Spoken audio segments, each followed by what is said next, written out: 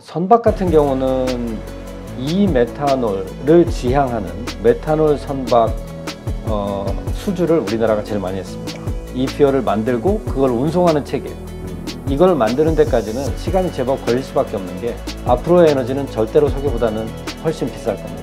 기본적으로 기존의 연료와 같기 때문에 위험성에 대한 우려도 없다고 보는데 단지 몇 가지.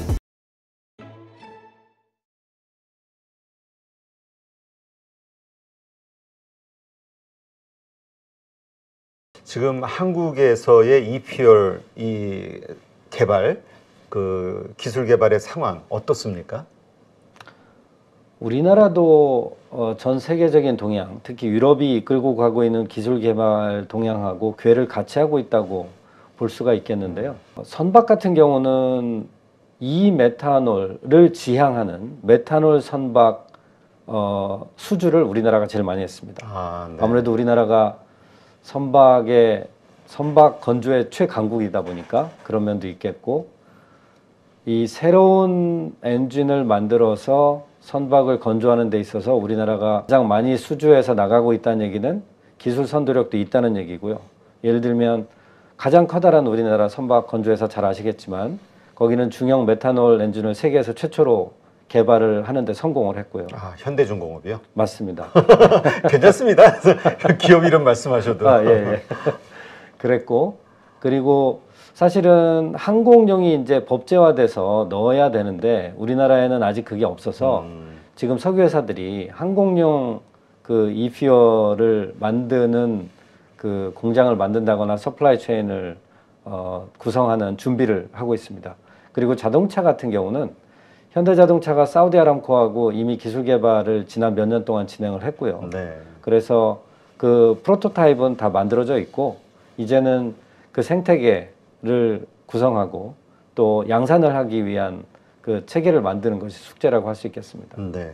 근데 말씀하신 체계화한다는 거, 이 밸류체인, 그러니까 생산을 위한 밸류체인이 만들어져야 되는데 그게 어떤 것들이 그 안에 들어가는 거죠? 이게 두 가지로 볼 수가 있겠는데요. 우리나라 안에서 만드는 경우, 네. 우리나라 안에서 만드는 경우는 우리나라 안에 신재생 발전단지를 시작으로 하고, 그리고 우리나라에서 CO2를 포집해서 이제 생산 공장을 만들어서 할 수가 있겠는데요. 아시다시피 우리나라의 신재생 에너지가 많이 부족합니다. 네. 이렇게 신재생 에너지가 부족한 상황에서 그 정도의 여유를 내기가 쉽지 않고요. 물론 우리나라가 원자력 발전을 많이 하고 있기 때문에 원자력 발전을 통해서 나오는 수소로부터 이퓨얼을 만드는 공정을 할 수가 있는데, 이것이 아마 나중에 시장이 성숙이 되어도 주종이 되지 못할 겁니다. 왜냐하면 가격 경쟁력이 떨어질 거기 때문에.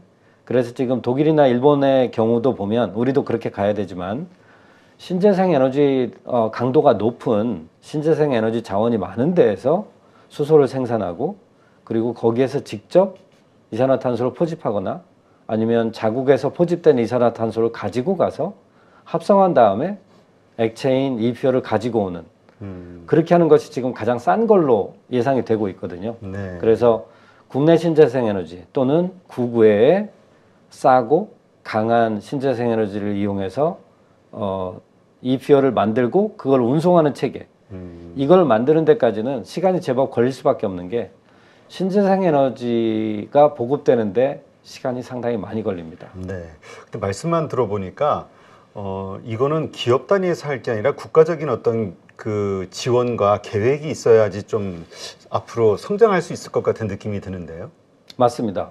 실제 이게 겉으로는 잘 드러나지 않는 것처럼 보이지만 우리나라의 탄소 중립 방향, 그 다음에 탄소 중립 녹색성장위원회가 최근에 만든 그 실행 계획에 보면 수소 경제를 이끌기 위한 수소 도입, 네. 그리고 수소 대신에 도입할 암모니아 도입, 그리고 재생 합성 연료를 사용하는 기술 확보 같은 것들이 이미 계획안 안에 기술 항목에 다 들어가 있습니다.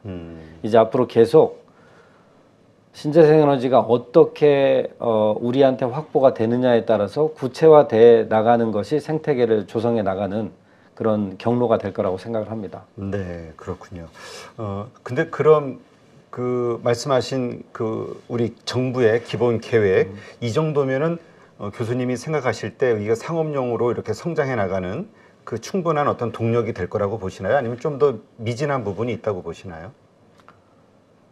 기본적인 틀은 갖추어져 있지만 일단 지금 현재로서는 저는 미진하다고 말할 수밖에 없는 것이 아무래도 신재생에너지 자원이 부족하면서 탄소 중립을 이룩하려고 노력하는 나라로 대표적인 것이 독일하고 일본이 네. 될 수가 있는데 독일하고 일본 같은 경우는 각각 작년 또는 재작년부터 국가적인 기술 개발 사업과 생태계 조성을 위한 대대적인 투자를 시작을 했습니다. 입장에서는 우리나라 경우는 부처별로 R&D 사업을 한다거나 뭐 생태계 구축을 위한 노력들을 하고 있는 것은 맞는데 네. 독일이나 일본처럼 대대적인 국가 사업으로 이렇게 연동이 되어서 본부처 사업으로 진행하고 있지는 않기 때문에 아마 조금 늦어진 것이 아닌가라는 아쉬운 점이 있습니다. 네. 그러니까 우리가 이 그 뭐라 그럴까요? 이 이퓨얼 에너지는 새로운 에너지원이라기보다는 기존의 에너지원을 이렇게 좀 변환시켜주는 역할 이렇게 봐야 되는 게 정확한 건가요? 이퓨얼을 운송하고 사용하는 것은 기존에 있는 시스템을 활용할 수가 있는데 생산하는 체계는 아무래도 완전히 새로운 신재생 에너지 발전, 그 다음에 수소 생산, 그리고 이산화탄소 포집 같은 완전히 새로운 기술과 체계를 가지고 있기 때문에 새로운 면 반, 그리고 활용 면에서는 기존을 활용한다는 점에서의 반, 그렇게 반반 섞여 있다. 이렇게 말씀드릴 수 있을 것 같습니다. 네, 그렇군요. 근데 아까 말씀하셨듯이 항공유라든가 뭐 일반 자동차 개솔린이라든가 다 다르잖아요. 네. 이것들의 그 각각의 특성에 맞게 그 이 이퓨얼을 활용한다고 하면 그거는 뭐 배합의 양인가요? 어떻게 이렇게 각각 다른 용도로 이 이퓨얼을 활용하게 할 수가 있는 거죠? 그것은 지금 우리가 원유로부터 네. 가솔린, 디젤, 항공유, 선박유, 심지어 이제 우리 아스팔트 까는 데 쓰는 중유 이런 걸 빼내는 것하고 같게 생각하시면 됩니다. 수소를 가지고 이산화탄소랑 합성해서 다양한 종류의 탄화수소를 만들 수가 있는데 지금 원유를 가지고 다양한 종류의 연료를 만드는 것과 같은 화학적인 공정 과정에서 내가 원하는 물리적인 화학적인 성격을 갖는 연료를 만들도록 기술적으로 그 루트를 만드는 거거든요. 그래서 필요로 하는 데에 따라서 다 다르게 만들 수가 있습니다. 네, 그렇군요. 안정성 문제는 없나요? 이 말씀하신 대로 뭐 그 청정과 관련해서는 뭐 확실한 것 같은데 혹시나 어떤 그 위험성? 기본적으로 기존의 연료와 같기 때문에 위험성에 대한 우려도 없다고 보는데 단지 몇 가지 예를 들면 가장 기본적인 이퓨얼에 해당이 되는 수소. 수소 같은 경우는 워낙 작은 원소다 보니까 보관이 어렵다. 운송이 어렵다. 그리고 저는 희박하다고 보지만 수소 그러면 사람들이 폭발을 먼저 생각합니다. 수소폭탄 떠올랐어요. 사실 그거랑은 관계없는데 그게 있고요. 그 다음에 이제 현실적인 이슈가 우리나라도 암모니아를 발전소에 사용하는 것이 탄소 중립 그 경로에 상당히 중요한 항목으로 되어 있는데 암모니아는 아주 치명적인 독성을 가지고 있는 액체입니다. 지금 현재 암모니아는 우리 비료를 만드는 데 쓰는 굉장히 중요한 원자재고요. 잘 다루어지고 있습니다. 사고도 별로 안 나고. 그렇긴 하지만 이것이 만약에 확대되면서 뭐 공장이나 잘 짜여진 발전소가 아닌 개인 소비자들이 사용하는 단계로 가게 되면 이 독성 물질이기 때문에 갖게 되는 위험성이 있을 수 있고 그래서 이 부분에 대해서는 암모니아를 어디까지 어떻게 쓰게 할 건가에 대해서는 아마 좀 논의가 필요할 것 같고요. 메탄올도 암모니아만큼은 아니지만 뭐 에탄올은 술로 만들어서 마실 수 있지만 메탄올은 마시면 실명합니다. 아, 그래요? 네, 그러니까 그런 면에서 메탄올이 가지고 있는 독성도 역시 조심해서 다뤄야 될 부분이라는 점, 요 정도의 새로운 이슈는 있습니다. 그러나 전반적으로 이게솔린, 이디젤, 이젯퓨얼 이 정도 되면 안전성 문제는 없다고 보시면 됩니다. 네. 네. 그러면 그 말씀하신 대로 아직 그 경제적 효율성 이거는 어느 정도 되는지는 좀 더 기술이 발전, 완전 상용화가 되는 시점에 가봐야 된다 이렇게 봐야 될까요? 맞습니다.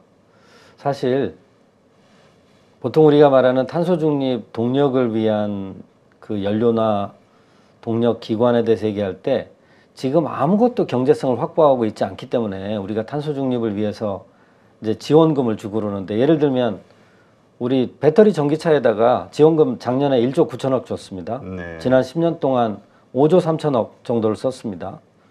올해도 편성된 예산이 아마 2조 3천억 정도 된 것 같은데요. 네.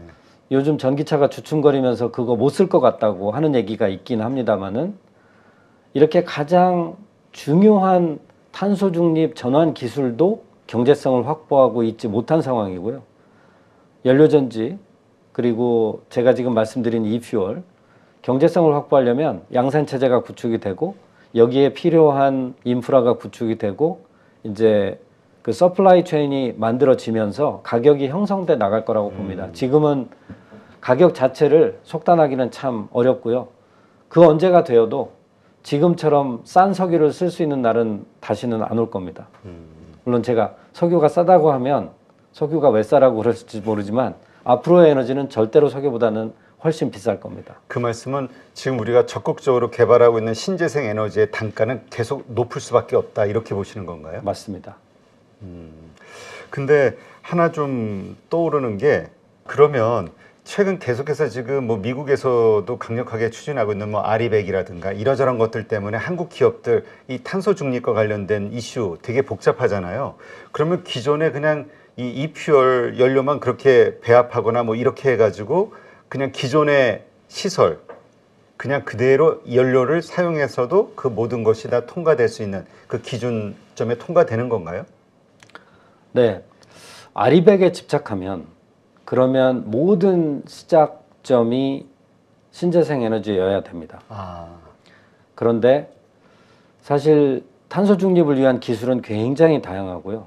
그래서 국제에너지기구도 2050년 탄소 중립을 이루기 위한 기술 항목들을 얘기하면서, 물론 당연히 가장 중요한 게 신재생 에너지를 이용한 발전, 그리고 전동화 또는 전기화를 중요하다고 했지만 그것이 반이고요.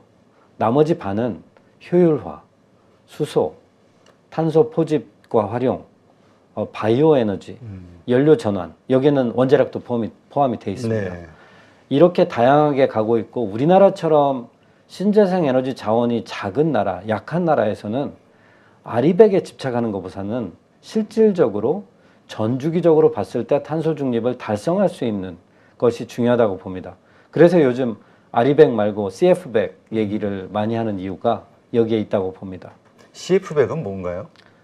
그게 약자는 제가 생각이 안 나는데 아마 카본 프리 어떻게 돼 있었던 것 같은데요. 처음 들어봐가지고. 그 이유는 아리백에 집착하면 우리나라 안에 신재생 에너지로 모든 에너지가 공급될 수 있는 게 갖춰져야 되는데, 우리나라 태양하고 바람 가지고는 우리나라처럼 에너지 많이 쓰는 나라는 불가능합니다. 그러니까 수입을 해야 되거든요. 그렇죠. 그러면 수입을 할 때 지금 이퓨얼로 올 때 수소로만 오면 괜찮은데 암모니아나 메탄올이나 그 외에 더 복잡한 탄화수소로 오게 되면, 그러면 아리백 계산을 어떻게 하지? 라는 그 정의로부터 문제가 복잡해서 이것이 만들어지고 쓰이고 재활용되는 모든 과정을 통틀어서 탄소 중립만 되면 굳이 아리백이 아니어도 탄소 중립성을 인정하는 거, 그거라고 보시면 됩니다. 네. 그 이퓨얼이라는 거 이제 말씀을 들어보니까 어떤 것인지 이제 대략적으로 이해가 되는데, 여기서 다시 한번 근본적인 문제 질문이 좀 하나 생기는데, 우리가 이제까지 모든 주류는 그냥 신재생 에너지의 개발과 확대였잖아요. 근데 이렇게 약간 이렇게 격기를 생각해야 되는 이유, 유럽에서는 물론 그 EU에서 이게 가장 큰 어떤 그 화두를 던지긴 했지만 그 이유에 대해서 한번 다시 좀 점검해 주시죠. 왜 우리가 이 이퓨얼에 대해서 계속해서 투자를 하고 성장시켜 나가야 되는지. 신재생 에너지를 가지고 모든 에너지 공급 문제를 해결할 수 있으면 고민할 필요 없습니다. 그러나 지금 현재 우리나라가 필요로 하는 에너지 양을 우리나라에 공급되는 태양과 바람을 중심으로 한 신재생 에너지로 공급할 수 없다는 것이 계산상 공인된 사실입니다. 우리가 태양광 발전이나 풍력 발전을 하는 이 신재생 발전 용량은 우리나라에서 필요로 하는 에너지만큼을 만들 수 있어요. 그런데 신재생 에너지라고 하는 것이 계절 따라 다르고 날씨 따라 다르고 이 간헐성이라는 게 있어서 용량만큼 만들 수가 없습니다. 네. 물론 이제 우리나라의 태양광 패널이나 그 풍력 발전소를 얼만큼 만들어야 이만큼 되는지는 사실 계산해 보면 어마어마한 양입니다. 네. 별로 그렇게 효율적이지도 않고요. 비용도 비싸고. 그래서 태양광 같은 경우에 적도 지방의 태양의 세기가 우리나라보다 대략 서너 배 높고요. 그래서 똑같은 태양광 패널을 갖다가 발전을 해도 실제 비용이 6분의 1 내지 10분의 1밖에 안 든다 그래요. 그러면 거기에서 수소 만들고 탄소 포집해서 해도 우리나라에서 그 에너지 생산하는 것보다 3분의 1 정도 가격 정도 된다고 한다면, 그러면 들여오는 것이 우리나라 경제 이득이고 또 에너지 공급 에너지 서플라이 체인의 안정화된 그 트레이딩 시스템을 만드는 것도 훨씬 낫기 때문에 에너지 안보라고 부르는 에너지 공급의 안정성을 위해서는 e-fuel 또는 이런 에너지 밀도가 높은 액체 연료는 반드시 필요하고, 이건 국제 공급망 안에서 우리가 계획을 짜나가야 된다, 이렇게 볼 수 있습니다. 아, 그렇다면 기존의 내연기관을 그대로 활용할 수 있다는 건 기존의 에너지원, 원유라든가 뭐 원유에서 갈라낸 뭐 가솔린, 디젤 이런 걸 그대로 다 활용할 수 있으니까 우리는 효율적으로 에너지를 다 활용할 수 있다, 이 말씀이신 거군요. 네, 연료를 생산하는 것도 그렇고 활용하는 시스템에서도 그렇고 유리한 점들이 많이 있죠. 네, 알겠습니다.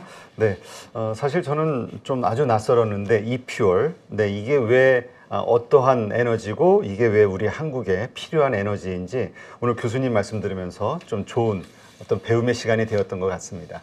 네, 이렇게 좋은 인사이트 함께 해주신 카이스트 배충식 교수님, 오늘 감사합니다. 감사합니다.